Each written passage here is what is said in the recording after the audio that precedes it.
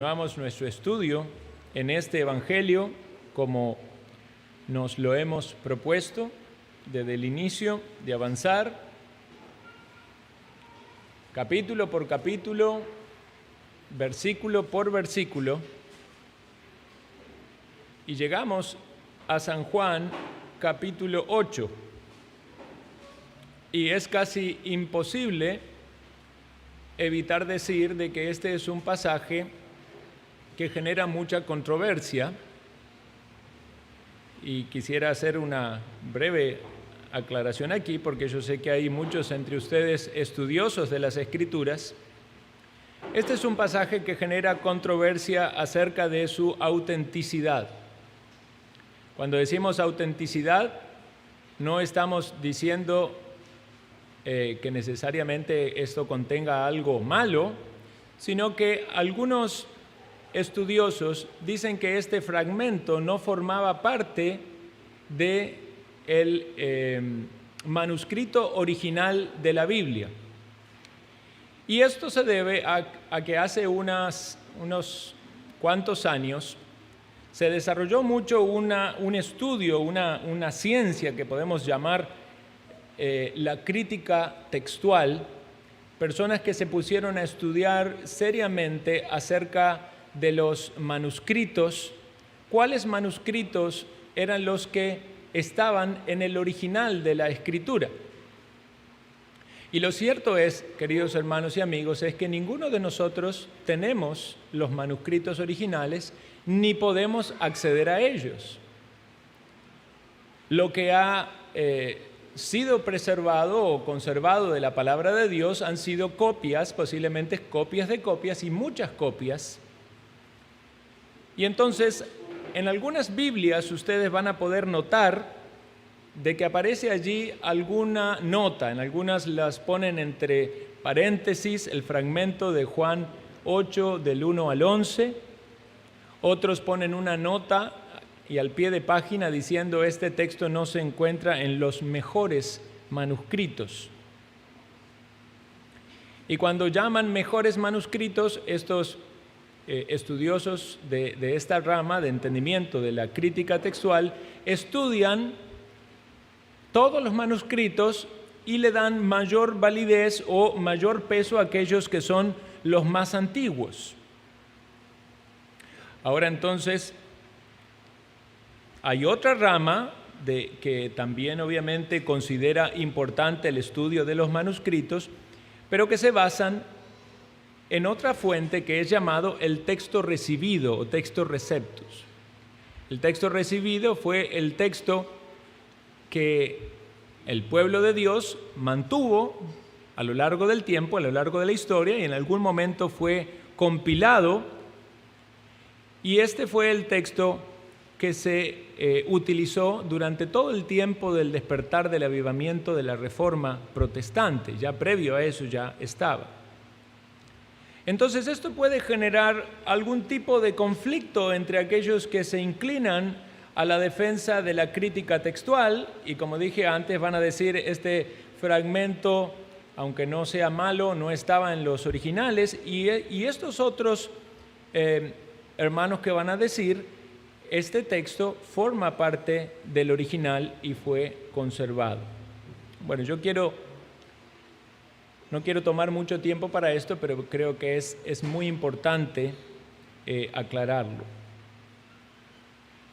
Aún aquellas personas que rechazan a este texto como parte del original, dejan un margen de posibilidad de que sí lo fuese. Y esa es la razón por la cual cuando se han impreso numerosas cantidades de Biblias, no han quitado el fragmento de la Biblia, lo han dejado allí. Aún aquellos que dicen estos textos no forman parte de los mejores manuscritos, ¿verdad?, colocan la nota, pero no lo remueven allí del texto. Incluso los eruditos, pastores o teólogos que tienen esta postura, ciertamente, cuando llegan a la hora de predicar esto en sus iglesias y en sus Biblias, uno los ve a ellos dubitativos de tomar ese texto y explicarlo. Y algunos lo predican diciendo que no es palabra de Dios y otros intentan contarlo como una historia. Y yo creo, hermanos, ciertamente que todo esto lo que hace es generar más confusión en las personas que van a una iglesia. Yo quiero tomar la postura de defender este texto como palabra de Dios. Yo quiero predicarlo como palabra de Dios y la razón por la cual lo voy a hacer así es porque considero que es sumamente importante una doctrina a tener en cuenta, es que Dios preservó su palabra. No podemos decir que la palabra de Dios estuvo oculta por miles de años y hasta que llegaron ciertos eruditos allí encontraron que eso fue agregado. El problema puede estar de un lado o del otro. Un texto puede ser agregado en la Biblia o un texto puede ser quitado de la Biblia. Y sabemos ciertamente que nosotros tenemos libros que no entraron en el canon porque en algún momento se estudió con sumo cuidado y se definió qué libros eran tradición, qué libros eran históricos, pero no eran inspirados. Pero en el texto que tenemos en las Escrituras podemos confiar. Ciertamente las discusiones acerca de fragmentos de la Biblia es un porcentaje muy pequeño, pero nosotros debemos confiar de que Dios preservó su palabra y que lo que tenemos en nuestras manos es la palabra de Dios. Entonces, cuando pensamos en los reformadores que tomaron la palabra y la expusieron, ciertamente ellos expusieron este texto. Cuando pensamos en hombres y teólogos piadosos que entienden que este texto también es inspirado y lo hacen, y cuando vemos este otro margen de duda en estas otras personas que por afirmarse o descansar en una cierta rama de la ciencia que le otorga mayor o menor validez a algunos textos que a otros, yo, hermano, quiero estar del lado de aquellos que confían que es la palabra de Dios, que Dios preservó su palabra, que lo dejó allí para nuestra edificación y para nuestra enseñanza. Y eso es lo que vamos a hacer. Vamos a meditar en esta historia y vamos a confiar en que el Señor nos habla por su palabra. Habiendo hecho entonces esta aclaración, leamos lo que nos dice el texto. San Juan capítulo 8, versículo 1 al 11. Y Jesús se fue al monte de los olivos, y por la mañana volvió al templo, y todo el pueblo vino a él, y sentado él les enseñaba. Entonces los escribas y los fariseos le trajeron a una mujer sorprendida en adulterio, y poniéndola en medio le dijeron: Maestro, esta mujer ha sido sorprendida en el acto mismo de adulterio. Y en la ley nos mandó Moisés apedrear a tales mujeres. Tú, pues, ¿qué dices? Mas esto decían tentándole para poder acusarle. Pero Jesús, inclinado hacia el suelo, escribía en tierra con el dedo. Y como insistieron en preguntarle, se enderezó y les dijo: El que de vosotros esté sin pecado sea el primero en arrojar la piedra contra ella. E inclinándose de nuevo hacia el suelo, siguió escribiendo en tierra. Pero ellos, al oír esto, acusados por su conciencia,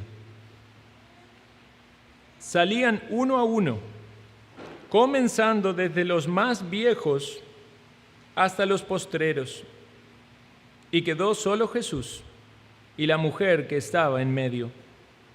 Enderezándose Jesús y no viendo a nadie sino a la mujer, le dijo: Mujer, ¿dónde están los que te acusaban? ¿Ninguno te condenó? Ella dijo: Ninguno, Señor. Entonces Jesús le dijo: Ni yo te condeno, vete y no peques más.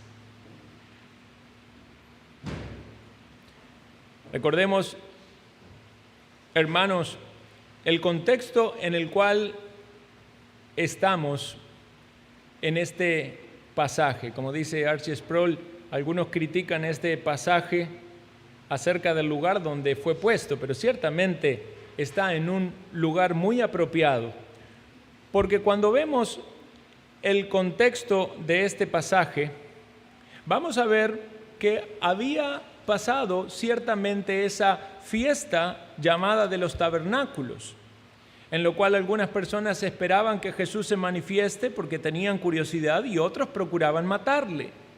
Recuerdan que el Señor a la mitad de la fiesta se paró y empezaba a enseñar y enseñaba acerca de la doctrina de Dios, hacía las obras de Dios, decía que Él venía de Dios, y los religiosos, llenos de celo y de ira, procuraban su mal.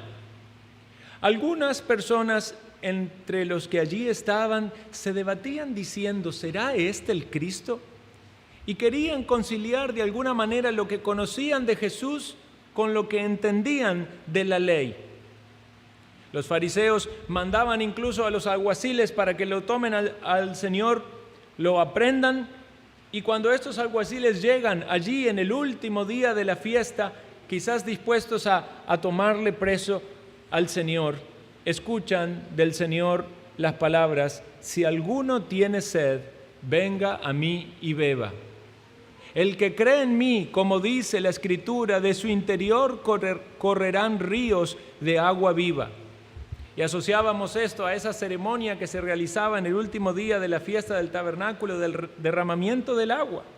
El Señor toma esa ilustración y dice, las personas en este mundo tienen sed, y el agua que satisface realmente su alma y su corazón es la que Jesús da, el agua viva.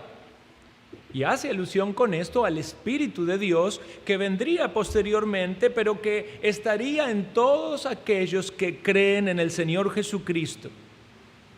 El Espíritu de Dios que capacita no solamente al pecador para ir a Cristo arrepentido de los pecados, sino que luego, cuando el pecador se arrepiente y cree, habita en él. Es decir, cada uno de nosotros que podemos ubicar en nuestra vida un momento en el cual nuestros ojos fueron abiertos, reconocimos nuestros pecados y creímos en el Señor Jesucristo, hemos recibido el Espíritu de Dios morando en nosotros. Esto no es algo que necesariamente va a ser algo visible, no nos vamos a caer al piso, no va a ser un desorden, no vamos a hablar en idiomas raros, no, es simplemente una obra espiritual que nosotros no podemos ver, pero que ciertamente vamos a empezar a experimentar en nuestra vida como creyentes, dándonos cuenta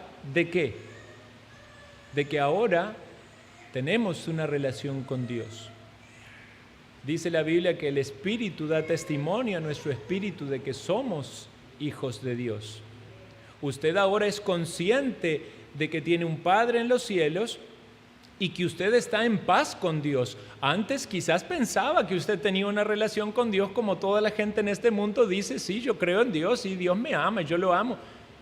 Pero no era hijo de Dios, era hijo de ira.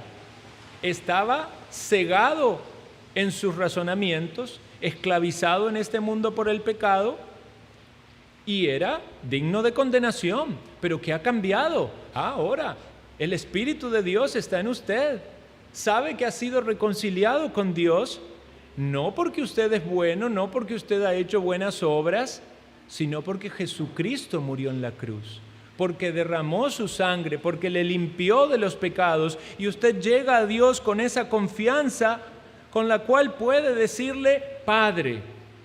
Eso es lo que el Espíritu de Dios hace en nosotros, nos permite llamar a Dios Padre, porque tenemos un mediador entre nosotros y Dios, que es Jesucristo. Esto es lo que Jesucristo vino a hacer, a reconciliar al hombre con Dios, al hombre y a la mujer con Dios.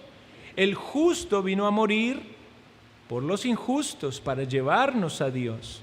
Él es el camino, Él es la única forma de llegar a Dios. Y esto seguramente lo ha experimentado usted si se ha convertido, si se ha arrepentido. Entonces, hermanos, esa frase de Jesús, si alguno tiene sed, venga a mí y beba. El que cree en mí, como dice la Escritura, de su interior correrán ríos de agua viva. Es palabra viva de Dios que penetra en la mente y en el corazón del pecador y le puede llevar a la salvación. Por eso los alguaciles, cuando fueron a los fariseos, tenían que ir con Jesús arrestado, ¿verdad? Aquí está, aquí lo traemos, pero fueron con las manos vacías. Y dice, ¿por qué no lo han traído? Jamás hombre alguno ha hablado como este hombre. Jamás. ¿Recuerdan lo que dijo la mujer samaritana? Venid y ved a un hombre que me ha dicho todo cuanto he hecho, porque ciertamente cuando Dios habla por su palabra y por su espíritu, el pecador lo toma para sí, de manera personal. Y dice, lo que Dios está diciendo es para mí. Dios está llegando a mi alma, a la necesidad profunda de mi corazón. Y estos hombres se paralizaron en cumplir esa orden y volvieron más bien para hablar de las maravillas de la palabra de Cristo. ¿Cómo piensa usted que se sentirían esos religiosos, fariseos y escribas de desafiados en esta situación? En cierto modo, es como que ellos intentaron atrapar al Señor por la fuerza y no pudieron. Ellos no aplicaban la fuerza, pero mandaban a los alguaciles, ¿verdad? Pero no funcionó. Imagínense, mandan a los guardas a que lo agarren y ahora no. Yo no voy a ir, dirían ellos. Tenemos que planear otra estrategia. ¿Saben lo que vemos en este pasaje, hermanos? Otra estrategia. Otra estrategia para poder atrapar al Señor, para poder al Señor de alguna manera en desventaja frente a la autoridad, frente a la sociedad, para poder afectarle o perjudicarle de algún modo. Y esto es lo que nos dice el texto. Entonces los escribas y los fariseos le trajeron una mujer sorprendida en adulterio. Y poniéndola en medio le dijeron, Maestro, esta mujer ha sido sorprendida en el acto mismo de adulterio. Y en la ley nos mandó Moisés a apedrear a tales mujeres. Tú, pues, ¿qué dices? Mas esto decían tentándole para poder acusarle. Pero Jesús, inclinado hacia el suelo, escribía en tierra con el dedo. ¿Se dan cuenta entonces, hermanos, lo que pasa en este pasaje? Todo lo que dijimos de lo que había pasado antes, ¿verdad? Y es tan solo un día de diferencia, porque si ustedes notan el primer versículo, el último versículo del capítulo anterior dice, cada uno se fue a su casa. Versículo número 1 dice, y Jesús se fue al monte de los olivos. Y el versículo número 2 dice, y por la mañana volvió al templo. Esto que cita el versículo 1 es algo que también nos confirma Lucas, cuando dice que el Señor, cuando estaba en Jerusalén, enseñaba de día en el templo y de noche saliendo estaba en el monte que se llama de los olivos. Entonces vemos aún esa correlación con otros pasajes de las Escrituras. Pero sin esperar mucho, frustrados ellos por el intento de aplicar la fuerza sobre el Señor, ahora vienen con otra artimaña. Vamos a ponerlo contra la espada y contra la pared. Vamos a ver qué dice este hombre en esta situación. Si lo ponemos enfrentado a la ley de Moisés, o vemos si entonces el Señor la va a matar a esta mujer que está en pecado y entonces va a quedar frente a todos como alguien realmente que está aplicando todo el peso de la justicia. Incluso podían ir y apelar a las autoridades romanas y decir, aplicó la pena capital, algo que no podían hacer los judíos porque estaban bajo la autoridad de los romanos. Era una trama muy sutil, muy engañosa, planeada allí para poder acusar al Señor, como dice allí el texto, para poder acusarle. ¿Quiénes eran estos acusadores? Nos cita el texto que eran fariseos y escribas. Debemos tener presente que muchos de los fariseos eran escribas, pero no todos los escribas eran fariseos. Los escribas eran aquellos que eran estudiosos de la ley, intérpretes de la ley. En la antigüedad eran copistas precisamente de las escrituras. En el tiempo de Jesús eran más bien maestros y personas a los cuales acudían para comprender las interpretaciones de la ley. Tenían un rol de enseñanza. Los fariseos tenían un énfasis mayor en conservar las tradiciones orales, y por eso cuando se habla de que en numerosos casos los fariseos ponían cargas pesadas que la gente no podía llevar, era porque al interpretar la ley agregaban tradiciones y mandamientos de hombres. Los fariseos tenían una gran influencia en la sociedad, eran como líderes políticos y religiosos. Y aquí los vemos unidos, fariseos y escribas, quienes deberían ser el parámetro de ejemplo y de liderazgo espiritual de la nación de Israel, pero los vemos unidos para la maldad. En lugar de ellos reconocer que Dios había enviado al Salvador, que había enviado al Mesías, y someterse a Él con toda humildad y dependencia, ellos mostraban su arrogancia, su orgullo, y buscaban una y otra vez oportunidad de acusar al Señor. Y el Señor fue justo en todo, nunca pecó, nunca se halló engaño en su boca. Y una y otra vez buscaron manera de atraparle. Y en cada una de esas oportunidades más claro se pone en evidencia de que el Señor es justo y es santo, y el pecado de ellos es más evidente. Y esto es algo que lo vemos aquí en fariseos o escribas, pero es algo que puede pasar en la mente del pecador también en este mundo. Las personas que son incrédulas, que están viviendo en su pecado y en su maldad, muchas veces piensan de Dios como si Dios tiene algo malo, como si en Dios hay injusticia. Y están buscando siempre algo que les defienda a ellos y acuse a Dios. Dios no me dio esto, Dios no hace esto. Mira cómo Dios trata a aquel, mira cómo trata el otro. Pareciera ser que el corazón humano quiere ver algo malo en Dios, como una manera de defenderse y de justificarse a sí mismo. Pero ciertamente, si esa es su situación, yo le digo con toda franqueza, usted va en una mala dirección. Su pecado va a ser más expuesto y la santidad del Señor va a ser cada vez más revelada, más grande. Porque el Señor vino para salvar.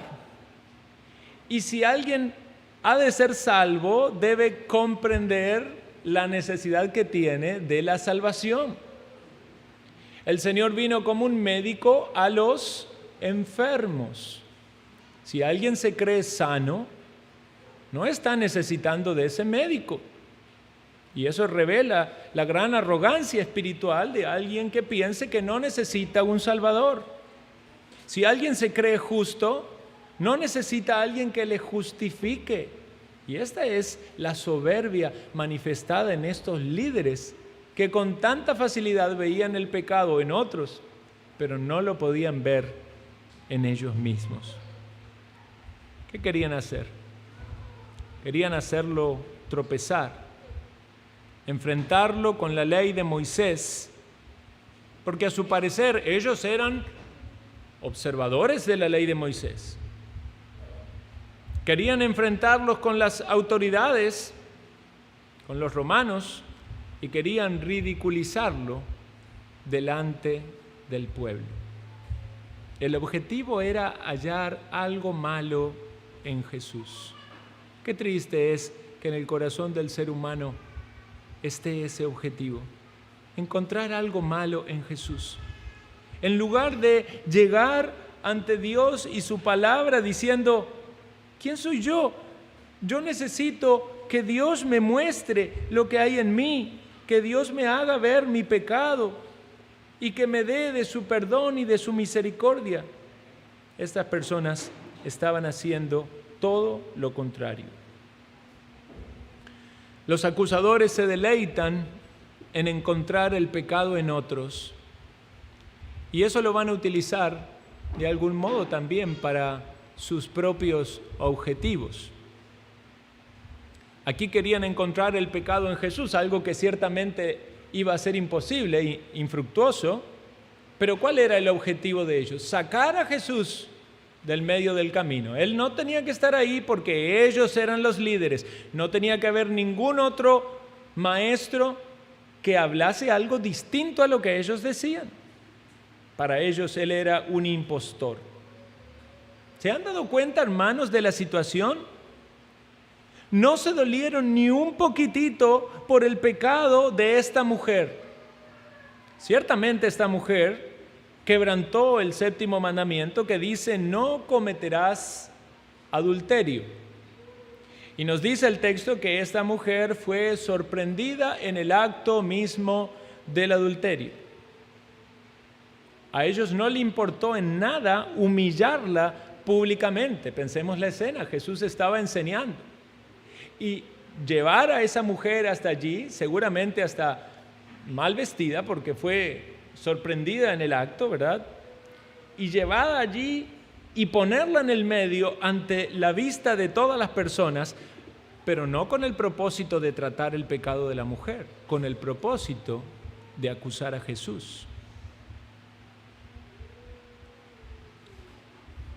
Esta era una manera también de verse ellos mejores a sí mismos. Aquellos que consideran de que son personas que están muy cercanas a todo lo que Dios pide o dice en su palabra, tienen una visión de sí mismo muy elevada comparada con otros, porque ven a otros en sus pecados y en sus maldades, quizás especialmente en las cosas externas. Cuando alguien cae en algún pecado o en alguna falta que pueda ser de algún modo expuesta públicamente, eso va a ser casi que como una palanca para que entonces ellos puedan poner en alto cuán bien actúan y cuán bien proceden. Entonces llegaron allí sin importarle la persona, sin importar de que la ley de Dios estaba siendo quebrantada, porque realmente no tenían cuidado de Dios y de su ley. No era que le dolía tanto el pecado, porque al quebrantar esa mujer el 7º mandamiento, entonces Dios se estaba ofendiendo a Dios, el nombre de Dios es blasfemado. No era el dolor por el quebrantamiento del pecado, era querer atrapar a Jesús. Era humillar a esa persona, era querer mantener ellos su lugar de poder, de influencia. ¿Se da cuenta cómo es más expuesto el pecado de ellos?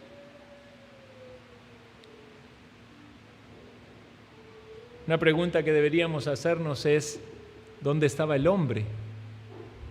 Porque para que haya adulterio tiene que haber dos personas.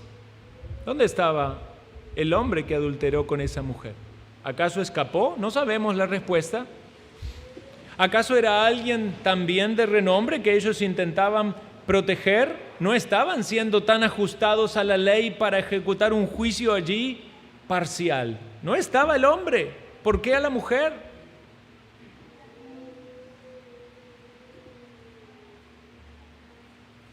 Vean lo que nos dice la palabra sobre el juzgar. Mateo capítulo 7, versículo 7.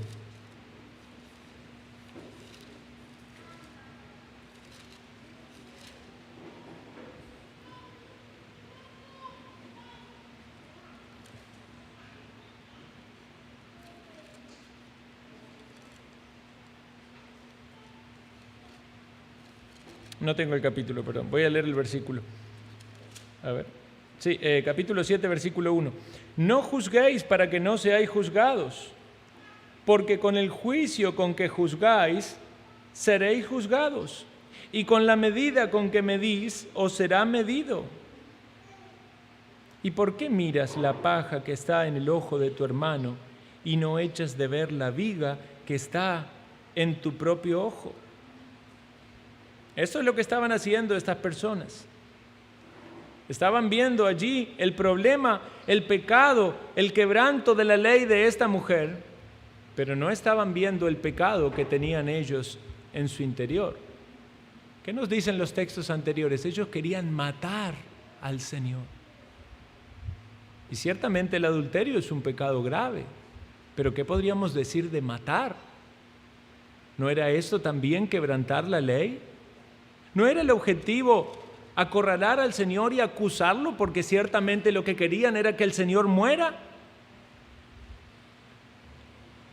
El mismo capítulo de Mateo 7, versículo 24 dice: no juzguéis según las apariencias, sino juzgad con justo juicio. Y es importante hacer esta aclaración, porque muchos van a utilizar este pasaje de que no hay que juzgar, decir, no hay que juzgar, nadie juzgue nada, porque la Biblia dice que no hay que juzgar. No, ciertamente no es así, porque la palabra de Dios nos da la ley precisamente para que podamos saber lo que es lo bueno y lo que es lo malo. Y ciertamente es correcto juzgar aquello que es aprobado por Dios y aquello que no es aprobado. Imagínense si en la iglesia no se juzgara el pecado. Prácticamente que se anula la predicación de la palabra. Vendrían las personas a escuchar la Biblia y en el momento en que alguien está predicando y está emitiendo algún juicio de Dios, ya no me juzgue, pastor, no me juzgue, porque no, usted no puede juzgarme. No, es Dios el que establece los juicios por su palabra y nos dice qué es lo correcto y qué es lo pecaminoso. En la iglesia de Corinto hubo pecado y hubo pecado de inmoralidad sexual. Y el apóstol Pablo toma las cartas sobre el asunto y él dice lo que debe acontecer allí. Era necesario juzgar ese pecado. Era necesario que sea removido de la iglesia aquel que mantenía el nombre de cristiano y se identificaba como un discípulo del Señor, pero permanecía en inmoralidad. Dice el apóstol Pablo en 1 Corintios 5, ¿no juzgáis vosotros a los que están dentro? Porque a los que están fuera Dios juzgará. Quitad pues a ese perverso de entre vosotros. Pero estamos hablando entonces de que es necesario juzgar el pecado, sobre todo en la iglesia, el pecado de los creyentes, porque la iglesia es una iglesia santa que sigue al Señor y debe manejarse conforme a los parámetros que Dios ha dicho en su palabra. No es no juzgar de manera absoluta. Pero ¿cuándo está mal juzgar? Está mal juzgar cuando lo que se procura es el mal de la otra persona. Está mal juzgar para acusar a la otra persona como una manera de elevarse a uno mismo. Esto era lo que querían hacer los fariseos. Aún en sus oraciones, hablando consigo mismo, daban gracias a Dios, diciendo, yo no soy como este, ni como estos otros, borrachos, ladrones, adúlteros. Gracias porque yo soy mejor. Ese orgullo y esa soberbia era la barrera más grande para ellos llegar ante Dios y ser recibidos por Dios. Era ese pecado de arrogancia, ídolos, ellos mismos. En este caso, ellos también juzgando a esta mujer, humillándola, siendo parciales porque con el hombre no hicieron nada y procurando el mal del Señor Jesucristo. Un juicio correcto es aquel que busca la restauración de la persona. Hoy hablábamos en la mañana acerca de los gobiernos y las leyes. Imagínense si no hubiera leyes. Imagínense si no hubiese juicios y hubiese sanciones y castigos para los que transgreden las leyes. Sería un desastre. Pero la ley precisamente está para refrenar el pecado Y así como es necesario en una sociedad, también lo es en la iglesia, también lo es en la vida de cada persona. La ley nos refrena del pecado, nos lleva a la manera en que debemos conducirnos, pero la ley no puede justificarnos. Necesitamos un Salvador. Ellos no estaban buscando la restauración de esta mujer. No estaban buscando la gloria de Dios en la aplicación de la ley. Ellos lo que querían eran simplemente encontrar la manera de acusar al Señor. Podemos tomar aquí una pequeña aplicación acerca de nosotros los creyentes con relación al juzgar a los demás. Cuando juzgamos a los demás, nos analizamos a nosotros mismos. Vemos si quizás no estamos viendo de manera desproporcionada el pecado en otro como algo seriamente grave y mi pecado como algo muy pequeño. Puede ser que entonces esté juzgando incorrectamente, puede ser que esté juzgando según las apariencias, que no esté juzgando con justo juicio. ¿Con qué propósito quiero exponer el pecado de los demás? ¿Con el propósito de defenderme frente a Dios, de acusar a Dios, de burlarme de otros? ¿O realmente hay un espíritu de mansedumbre y deseo que la otra persona que está caído en algún pecado sea restaurado? Ese es el propósito de la iglesia, hermanos. Dice, vosotros que sois espirituales, con mansedumbre, restauradle, considerándote a ti mismo, no sea que tú también seas tentado. Si entre nosotros, hermanos, alguno tropieza y alguno peca, ¿qué es lo que va a pasar? ¿Vamos a buscar acusarle y humillarle y rechazarle? ¿O vamos a decir, yo también pudiera estar en esa situación? Yo necesito del amor y de la restauración y de la gracia de Dios para acomodar mi vida a lo que Dios quiere en su palabra. Pero fácilmente sale del corazón esa altivez y ese orgullo, y cuando alguien cae, acusarlo. Recordemos que cuando uno extiende un dedo para señalar a otros, hay 3 que nos apuntan a nosotros mismos. Esta mujer estaba allí realmente humillada, dándose cuenta de que estas personas no procuraban ni la gloria de Dios, ni que la ley de Dios sea respetada, ni socorrerla a ella en su debilidad, sino solo su condenación. Ahora había allí una situación que pone bien en claro lo maravilloso de las palabras de Dios y la sabiduría de Dios. Vean cómo el Señor maneja el asunto. Él, inclinado al suelo, escribía. Es el único texto en toda la Biblia donde se dice que el Señor escribía algo. No sabemos qué escribía. Algunos especulan diciendo que quizás eran los pecados de aquellos que estaban acusando. No lo sabemos. Pero dice, como insistían en preguntarle, se enderezó y les dijo, el que de vosotros esté sin pecado, sea el primero en arrojar la piedra contra ella. La ley de Dios exigía la pena capital. Ellos habían mencionado allí el apedreamiento.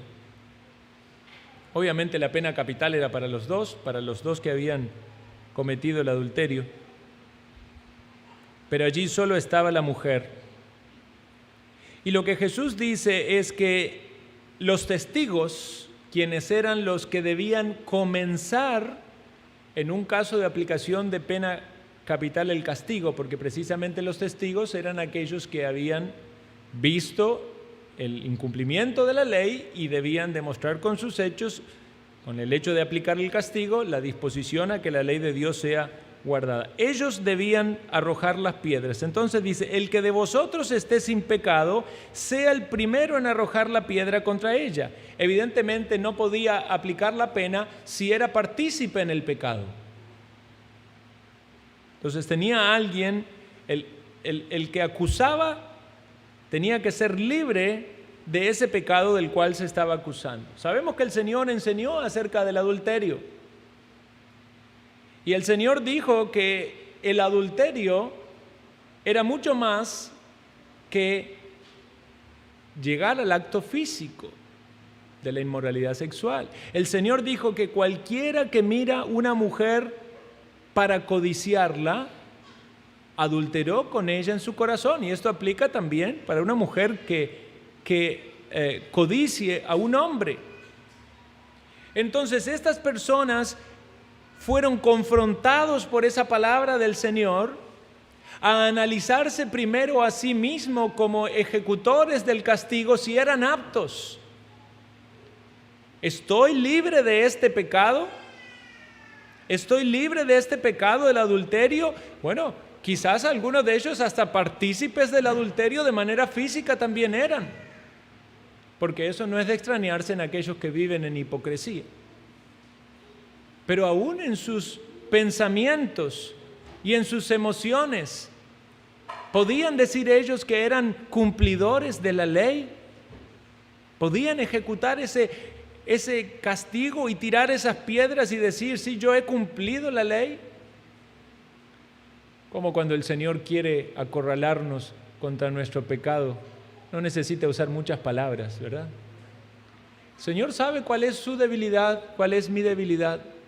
Y tan solo una frase en la Escritura puede hacernos sentir el enorme peso de nuestra culpabilidad. A veces estamos enceguecidos y no vemos nuestro pecado. A veces podemos pasar por mucho tiempo así hasta que somos reprendidos o exhortados de alguna manera fuerte.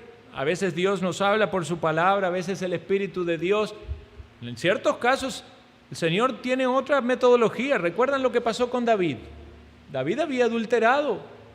David había mandado a matar a quien era el esposo de la mujer con la que él pecó.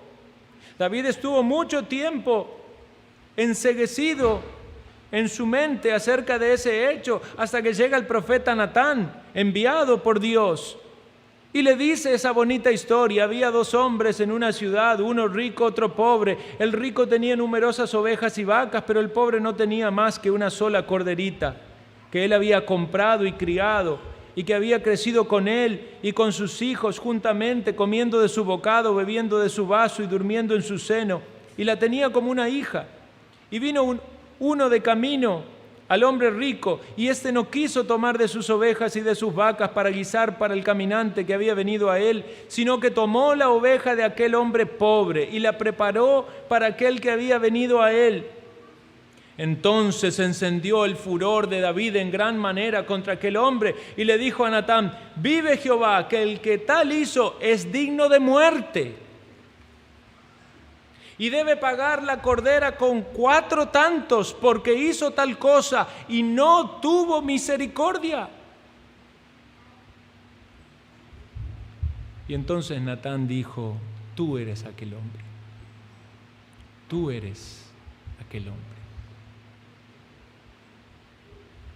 Cuando Jesús le dice a esos hombres que quizás hasta tenían piedras en la mano: el que esté libre de pecado, tire la primer piedra, la conciencia empezó a remorder en ellos, y desde los más grandes hasta los más jóvenes, esas piedras empezaron a caer y empezaron a alejarse, porque sabían que habían quebrantado la ley de Dios.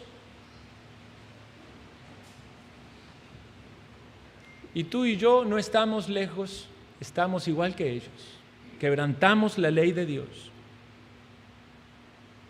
Hemos adulterado, hemos robado, hemos matado, hemos hecho muchas cosas contrarias a la ley de Dios. Quizás alguien diga: yo no lo he hecho con mi cuerpo en el acto físico, sí, pero lo has hecho en tu mente y lo has hecho en tu corazón. Y si te atreviste a juzgar a otros pensando que eres mejor que ellos, recuerda lo que Dios nos enseña en este texto.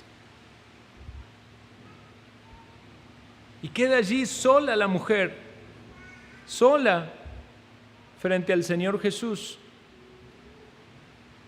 Y eso es lo que pasa cuando la palabra de Dios es predicada y se caen todas las cosas que nos pueden proteger o defender o autojustificar en nuestros razonamientos. Quedamos solos frente al Señor y sabemos que somos culpables, Y sabemos que el único que puede tomar la piedra y tirarnos en el medio de nuestra cabeza es el Señor, porque Él es santo. Él puede condenarnos. Él puede mandarnos al infierno y Él es justo. Nosotros somos pecadores, Él es justo. Pero Él no vino para condenar. Él vino para salvar. Ciertamente vendrá a condenar y condenará a todos los que no obedecieron al Evangelio. Pero en su primera venida vino para salvar. Vino para buscar lo que se había perdido, tú y a mí. Vino para rescatar las ovejas que se alejaron del redil. Vino para dar vida a los que están muertos en sus delitos y pecados.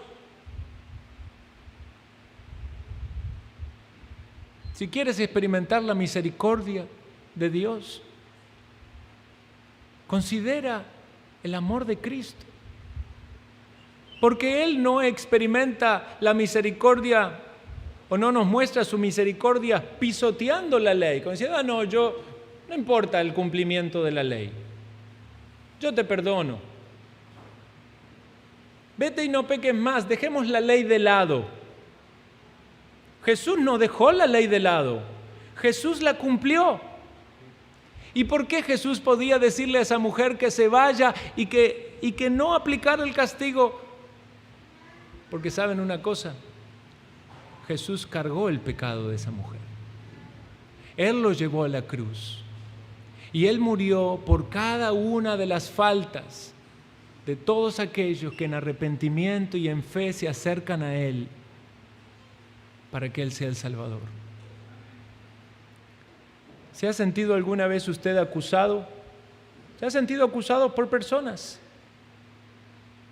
Bueno, ciertamente usted puede defenderse de la acusación de las personas. Quizás ellos sean también pecadores y tengan sus faltas.